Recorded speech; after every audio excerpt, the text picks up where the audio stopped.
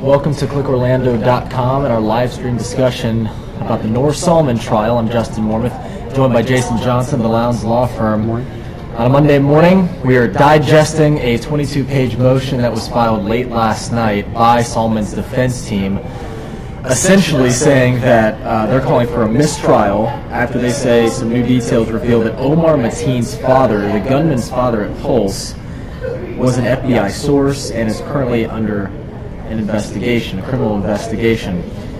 This is 22 pages. There's a lot to go through, but Jason, take me through your reaction and maybe a little snippet of what is in this and what's important throughout this motion. Sure. So what happened was the government's required to disclose certain information to the defense, especially when the defense asks for it.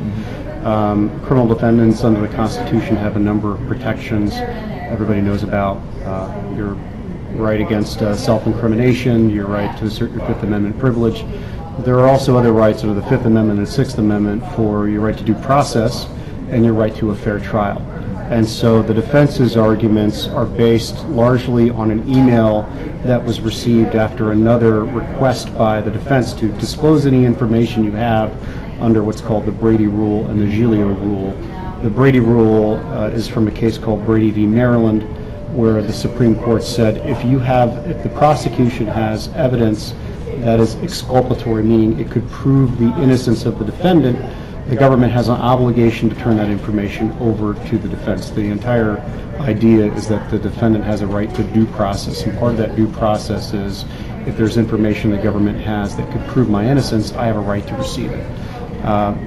Giglio extends, the case Giglio versus U.S., extends that obligation to information that could be used to impeach the credibility of a witness. And that's really where the crux of the motion comes in. There was an email that was sent after the renewed Brady information request by the defense. An email was sent by the government on Saturday, in which the government informs the defense that Omar's father, Sadiq Mateen, quote, was an FBI confidential human source at various points in time between January 2005 and June 2016. So for an 11-year period, he's been a confidential informant for the FBI. This information was not disclosed to the defense until Saturday afternoon. Mr. Mateen was a witness at the trial. Mr. Mateen's wife was a witness at the trial. And their real argument is that not that by failing to disclose this, you failed to disclose exculpatory evidence, but that you failed to provide information to us that could help us impeach certain witnesses or would help us create alternative theories of our defense. So they asked the court to dismiss the case. I think that's, if I had to predict right now, I'd say that's unlikely. But their arguments for a mistrial have some merit to them.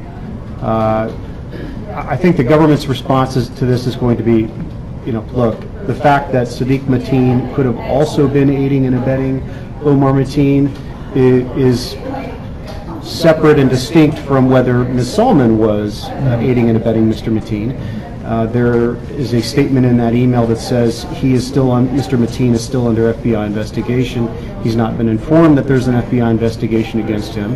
So the government's response could be, we may still prosecute Mr. Mateen for aiding and abetting his son, but that doesn't mean that Ms. Salman, based on the facts that we have and the evidence we have, did not also aid and abet Mr. Mateen.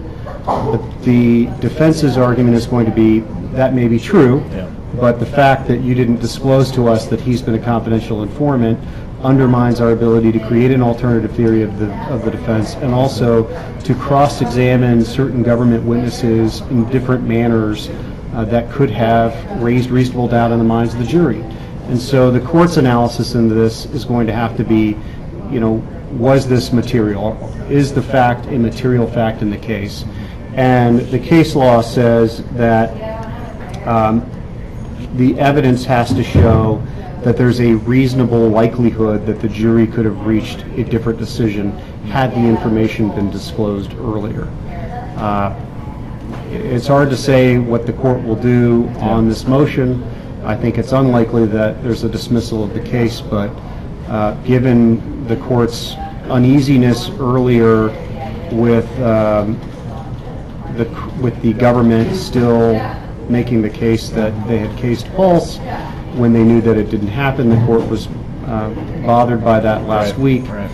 Given this, you never know what the court will do on the mistrial issue. So Judge Byron will address this first thing this morning? I think he's likely going to address this issue before the defense starts its case. Okay. So let's use the theory that neither of these things will happen immediately, this mistrial or dismissing the case.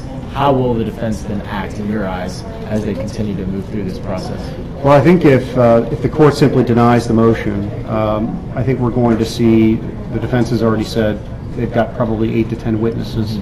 I think we're going to see witnesses who discuss the relationship between Noor Salman and her husband, how he was abusive, all the things that kind of play into their defense, that she didn't really know everything and she's not that bright and these weren't her words. Right. That seems to be their spokesperson's claim, is that the statements aren't her words. Clearly the statement was written by the FBI, and their evidence is that she asked us to write it down, so we told her we'd write it down. If you look at the written statement, before and after every paragraph are her initials. The FBI's claims there are that when we do something like this and write down the statement at the defendant's or the accused's request, we ask them to initial before and after every paragraph so that somebody can't come in later and change something or add something.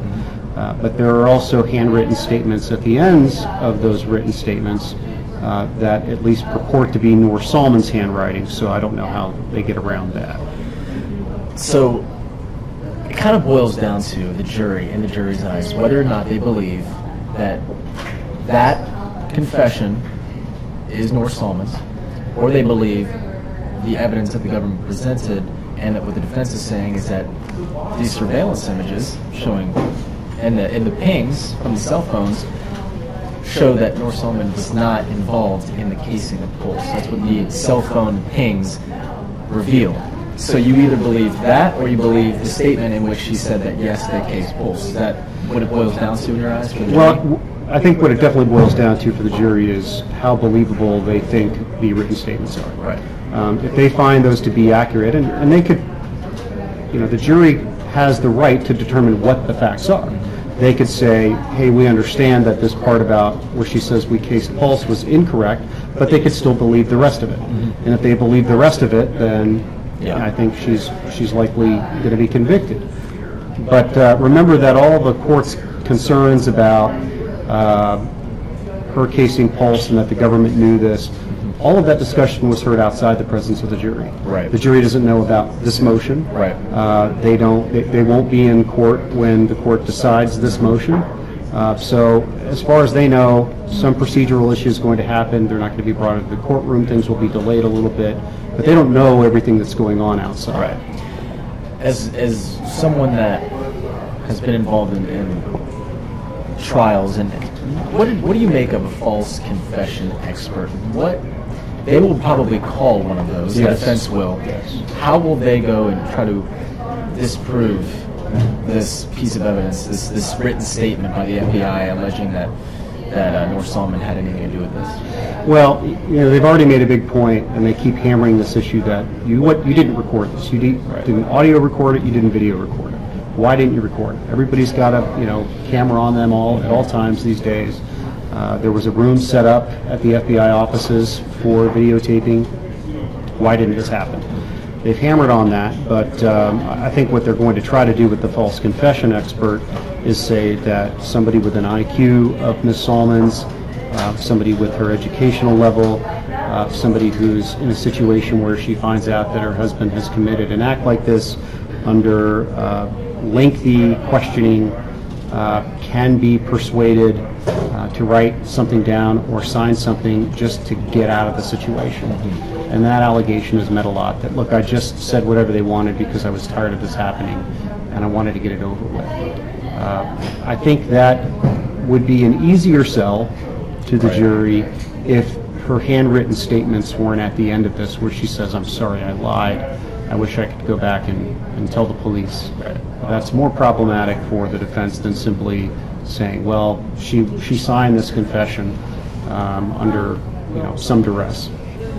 Based on the evidence that the government presented, and they rested their case on Thursday, so now the defense again starts today. Do you think that based on what they presented to the jury, did they prove that Noor Salman aided and abetted her husband? I think there is sufficient evidence there for the jury to convict her of aiding and abetting and obstruction of justice. Okay. Whether I believe they proved it beyond a reasonable doubt, I haven't been in court. Every day I haven't seen and heard every single witness's testimony. But I believe that based on the evidence I've heard about and the information I've seen, I think there's sufficient evidence admitted into the case to convict her. But remember, the defense doesn't have to put on any case at all. They could walk into court today and say, the defense rests. We don't want to call a single witness. I think that's unlikely because of their theory of the defense. But they don't have to prove anything. All they have to do is raise reasonable doubt in one juror's mind. And I think the government did an excellent job last week, especially when they had the forensic expert on the stand, and they put together a timeline of kind of here's what her statement said, and then they would show video evidence of them making these purchases, and they kind of walked the jury through. And I think a large part of that was almost defending against the defense's argument that, hey, the entire statement is false, it can't be believed because of the forensic evidence not supporting the claim that she cased a pulse. They're pointing to all this other stuff and saying, look, this is what a written statement says, and the evidence that we have tracks this. So they did a good job with that. How long do you think Judge Byron will spend talking about this motion? I'm just trying to get a sense of, it's 22 pages. It alleges, a number of different things, but essentially it boils down to they want this case either thrown out or they want a mistrial. How long do you think Judge Byron will spend on this? Do you think it'll take all morning? I wouldn't be surprised to have it go through the lunch hour. Yeah. Okay. Yeah, there is a lot in here, and I know we have some folks just now joining the live stream that may have missed the beginning. But essentially, this was a 22-page motion. Here it is, right here. You can read it right now on clickorlando.com. And it's Ms. Salman's motion to dismiss, or in the alternative, motion for a mistrial. And it's saying that the Fifth and Sixth Amendments to the United States Constitution, if the case is pursuant to those, it's bottom line is saying that because of what the government didn't disclose, that prevented the defense from doing their job. Yeah, they're saying that her due process rights were violated by the government, and as a result of that, the case should be dismissed. And she's not getting a fair trial because of their failure to disclose this information earlier. That's really the crux of it. Got it. All right, Jason Johnson with the Lowndes Law Firm. We'll see what this morning brings. This is going to be interesting. We're going to be following it every step of the way. We have reporters at the courthouse right now getting ready for it. Court resumes in about 13 minutes. Right now it's 8:47 by our news clock. It starts at 9 o'clock. So we have, you can go on Twitter and follow along. News 6 Pulse Trial Twitter handle.